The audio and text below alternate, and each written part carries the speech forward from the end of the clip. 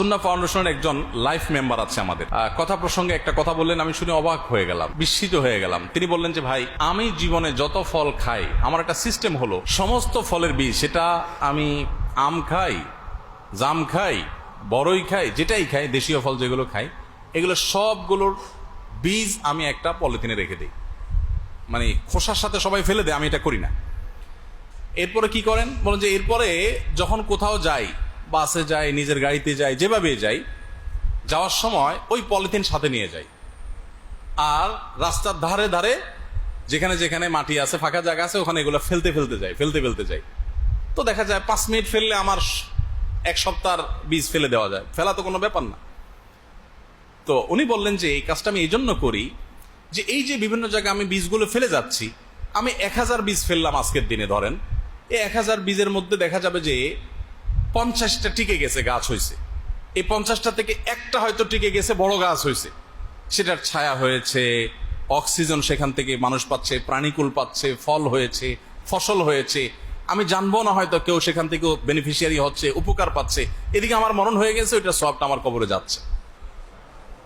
আমি অবাক হয়ে গেলাম, সুবহানাল্লাহ, আল্লাহর বান্দাদের মধ্যে কত ক্রিয়েটিভ সবের কাজ করার মানুষ আছে। আমিও তো কত ফল খেয়েছি, আমার তো এরকম কোনো আইডিয়া মাথায় আসেনি। আমি অবাক হয়ে গেলাম। ভাইরা আমার, আখেরাতের বিল্ড আপের জন্য, নিজের জান্নাতকে নিজের করে নেওয়ার জন্য ইমানদারকে এরকম প্রোয়েক্টিভ হতে হয়, ইমানদারকে এরকম ক্রিয়েটিভ আইডিয়া বের করতে হয়, সিরিয়াস হতে হয়। আমাদের ডানে বামে বহু ভালো কাজ করার সুযোগ আছে। আমরা অনেকে মনে করি যে টাকা ছাড়া বোধহয় ভালো কাজ করা যায় না। বিনা টাকায় কত ভালো কাজ করার সুযোগ আছে। গাছ লাগানো, এটা সাদকা জারিয়ার একটা কাজ, এমন সাদকা জারিয়া। জিনাদার দিকে এক মাহফিলে আমি একবার সম্ভবত উপজেলা চেয়ারম্যান বা এরকম কোন একজন ছিলেন মঞ্চে, আমি ওনাকে বললাম, ভাই আপনার অনেক প্রশংসা শুনছি, আপনি মানুষকে অনেক খাওয়ান দাওয়ান, আপনি 500 পোকা একবেলা দাওয়াত দিয়ে খাওয়াইতে পারবেন? তিনি বলেন, হুজুর এটা কি বলেন, পোকা আবার দাওয়াত দিয়ে খাওয়াই কেমনে? পোকা খাওয়ায় 500 পোকা একসাথে করাই তো সম্ভব না, খাওয়াবো কেমনে? তো আমি বললাম, আমার কাছে আইডিয়া আছে। আপনি যদি কয়েকটা গাছ লাগান, সেগুলোকে সুন্দর করে পরিচর্যা করেন, বড় করে তোলেন, এই গাছ থেকে বহু পোকা কিন্তু তার জীবিকা আহরণ করবে। এর পাতায় পাতায় বিভিন্ন পোকা বসবে, সে খাবে, তার রসকস থেকে তার জীবিকা হবে। নবী করিম সাল্লাল্লাহু আলাইহি ওয়াসাল্লাম বলেছেন, মা মিন মুসলিমিন ইয়াগরিসু গারসান আও ইয়াজরাউ জারআন ফায়াকুলু মিনহা ইনসানুন আও বাহিমাতুন। সুবহানাল্লাহ। 1450 বছর আগে নবী সাল্লাল্লাহু আলাইহি ওয়াসাল্লাম যেটা বলে গেছেন, আজকে এখন পরিবেশবিদরা আমাদেরকে বলছে গাছ লাগালে আমাদের অক্সিজেন হয়, আমাদের এটা হয়, সেটা হয়, পক্ষীকুলের উপকার হয়। 1450 বছর আগের পৃথিবীতে আপনি ব্যাক যান, যে এটা চিন্তা করেন যে সেই পৃথিবীতে বৃক্ষরোপণ সম্পর্কে এইরকম কথা বলতে পারা, এটা কখনো আল্লাহর ওহী ছাড়া, মুআজিজা ছাড়া কোনোদিনই এটা সম্ভব না। তাও এমন সময় যে আজ পৃথিবীতে ফ্যাক্টরি রেভলিউশনের কারণে, যত্রতত্র কলকারখানা হওয়ার কারণে, কালাদ হওয়ার কারণে, নানা কারণে আজ পৃথিবীতে প্রাকৃতিক বিপর্যয় হয়েছে। এখন আমাদের বৃক্ষরোপণের ফজিলত বলতে হয় পরিবেশবিদদের। নবী সাল্লাল্লাহু আলাইহি ওয়াসাল্লাম যখন এই কথা বলেছেন, তখন কি পৃথিবীতে প্রাকৃতিক বিপর্যয় ছিল? তখন প্রাকৃতিক বিপর্যয় ছিল না, মরুভূমির পরিবেশ ছিল।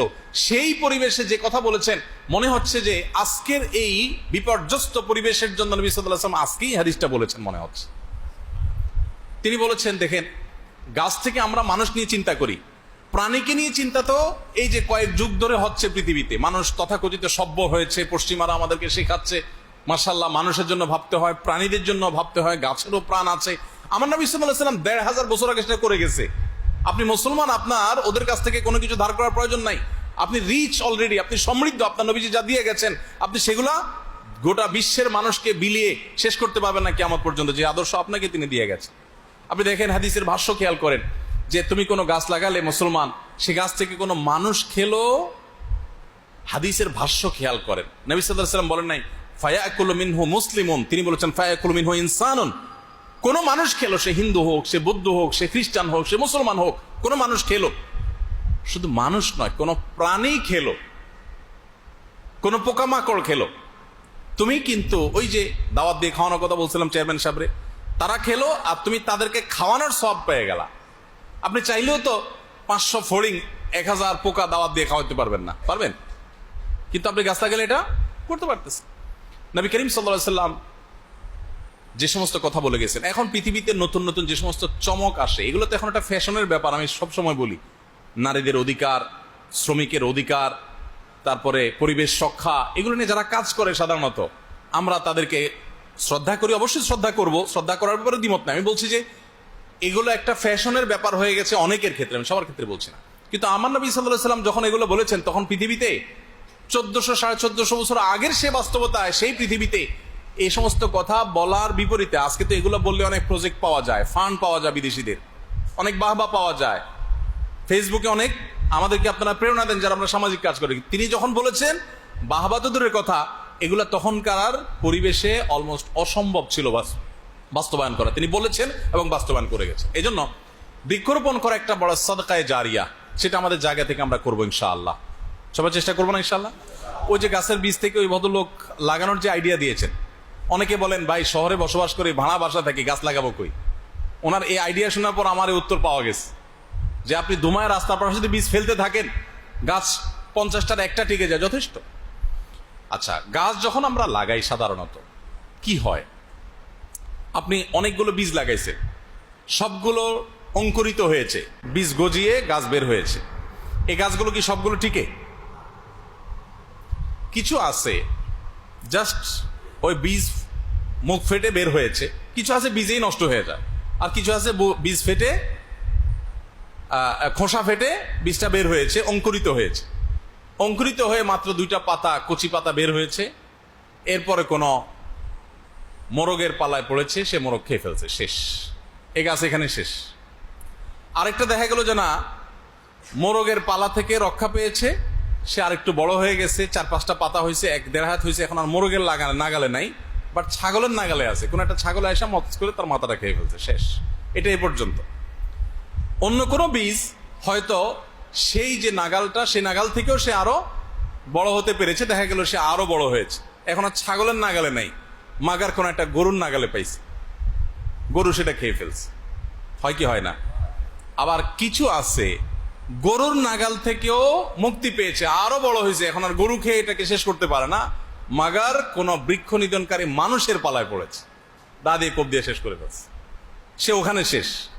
আবার কিছু গাছ আছে যে এই সকল বাধা ডিঙ্গিয়ে বিশাল মহিরুহ আকার ধারণ করে, তখন মানুষও সেটাকে কাটতে 10 বার ভাবে বা কাটতে পারে না চাইলেই। সে গাছ থেকে ছায়া হয়, অক্সিজেন হয়, অনেক মানুষ উপকার হয়। তাহলে আপনি যখন বহু বীজ লাগাবেন, তার কোনোটা মুরগির পেটে যাবে, কোনোটা ছাগলের পেটে যাবে, কোনোটা গরুর পেটে যাবে, কোনোটা মানুষের দায়ের কোপের নিচে পড়বে, আর কোনোটা টিকে যাবে, ওই টিকে যাওয়াটাই আপনার নাজাতের জন্য যথেষ্ট হয়ে যাবে। মাদ্রাসাগুলো এরকম, সেখান থেকে শত শত ছাত্র পড়তেছে, আপনি মনে করতে পারেন কি আর হচ্ছে এখান থেকে, কই এমন কিছু তো তারা সমাজে ভিক্টিম কিছু করতে পারছে না। ও যে কিছু ছাগলে খেয়ে ফেলছে, কিছু গরুতে খেয়ে ফেলছে, কিছু মানুষে খেয়ে ফেলছে, একটা যদি টিকে যায় তো ওইটাই আপনাদের সবার বা আমাদের সবার নাজাতের জন্য যথেষ্ট হবে ইনশাআল্লাহ। এই জন্য ভাই, দ্বীনি প্রতিষ্ঠান যেখানে হবে, এইটা বলে কোনো কথা না, শুধু এটার কথা আমি বলছি না, যেখানে কোনো ভালো কাজ হবে সেখানে আপনি ইনভলভ থাকার চেষ্টা করবেন। নবী করিম সাল্লাল্লাহু আলাইহি সাল্লাম বলেছেন, ইন্না মিন উম্মতি মান কানা মাফাতিহ লিল খায়র মাগালিক লিশ-শার। আমার উম্মতের কিছু লোক আছে যারা ভালো কাজের চাবি, মন্দ কাজের তালা। তারা যেখানে যায়, যেখানে কোনো ভালো কাজ হয় সেখানে সে তালার ভূমিকা, চাবির ভূমিকায় থাকে। অর্থাৎ সে এখানে হেল্প করলো, কিছু ফান্ড দিল, আরেকজনকে ইনভলভ করলো, সেখানে শ্রম দিল, বুদ্ধি দিল, একটা ভালো কাজকে সে তুলে দিল। আরেক জায়গায় গিয়েছে, আরেকটা ভালো কাজ পেয়েছে, সেখানেও তার সামর্থ্য অনুযায়ী সে লেগে গেল। আর মন্দ কোনো কাজ দেখেছে, সেখানে মন্দ কাজে সে তালার ভূমিকা হয়, মাগালিক লিশ-শার। ওখানে গিয়ে সে থামিয়ে দেয়, একটা অন্যায় কাজ হচ্ছে থামায় দেয়, দুজনের মধ্যে মনোমালিন্য হয়েছে, সে মিটমাট করে দেয়। মন্দ কাজের তালা হয়, ভালো কাজের চাবি হয়। এটা এক শ্রেণী মানুষ। আর অপর শ্রেণী মানুষ হলো এর উল্টা, যত ভালো কাজ হবে সেখানে গিয়ে তালার ভূমিকা পালন করবে। একটা মাদ্রাসা হচ্ছে যে নিজে তো 2 পয়সা দিতে পারবেও না, যা একটা খোঁচানো কথা বলবে। যেমন এক্সাম্পল দেন, কি খোঁচানো কথা হতে পারে? যেমন কোত্থেকে কোন ফান্ড বাগায় আনছে কি জানি, কত খরচ করছে আর কত পকেটে রাখছে আল্লাহ জানে, আরেক দান্দা। এই যে কথাগুলো জানি না, শুনি না, আন্দাজে বললাম, এটা হলো মাগালিক লিল খায়র, ভালো কাজের তালার ভূমিকা, মানে ভালো কাজকে বন্ধ করার ভূমিকায় কিছু মানুষ অবতীর্ণ হয়। আবার যত অপকর্ম হবে, খারাপ কাজ হবে, গান বাজনা, 2 নম্বর কাজ, সেখানে সে মাশাআল্লাহ বা আস্তাগফিরুল্লাহ সবার আগে। তো দিনই প্রতিষ্ঠান অথবা যে কোনো ভালো উদ্যোগ আমি আমার সামর্থ্য অনুযায়ী সেখানে শরিক থাকবো। কেন শরিক থাকবো? ওই যে অনবরত যদি আপনি বীজ ছিটে যে থাকেন, অল্প কিছু টিকবে, সব হয়তো টিকবে না। আপনি 50টা মাদ্রাসার সাথে এঙ্গেজ আছেন, 10টা চ্যারিটেবল অর্গানাইজেশনের সাথে এঙ্গেজ আছেন, 20টা ফ্যামিলিকে আপনি সাধ্য অনুযায়ী হেল্প করতেছেন। আমি বলতেছি না সব জায়গায় লাখ লাখ কোটি কোটি টাকা দিতে হবে, সাধ্য অনুযায়ী দিলেন, 10, 20, 50 টাকায় দিলেন। আল্লাহ তো আপনার কোয়ান্টিটি দেখবেন, আল্লাহ কোয়ালিটি দেখবেন। এর মধ্যে থেকে একটা প্রতিষ্ঠান হয়তো আল্লাহর কাছে মাকবুল হয়ে গেছে, এখান থেকে হয়তো একজন ভালো আলেম তৈরি হয়ে গেছে, আপনার নাজাতের জন্য হয়তো এটাই যথেষ্ট হয়ে যাবে ইনশাআল্লাহ। এই জন্য আমরা সাধ্য অনুযায়ী চেষ্টা করবো তো ইনশাআল্লাহ। জাযাকুমুল্লাহ খাইর।